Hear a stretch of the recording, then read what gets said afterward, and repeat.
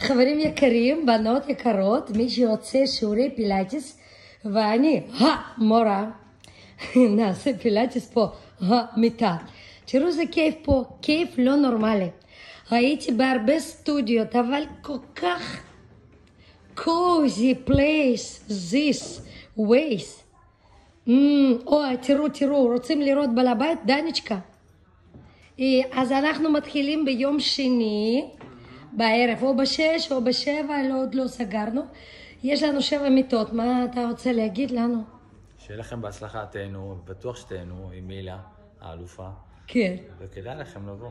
יאללה. ממליץ לכם בחום. איזה יופי, תודה. בקיצור, תראו איזה מיטות, איזה חיים טובים.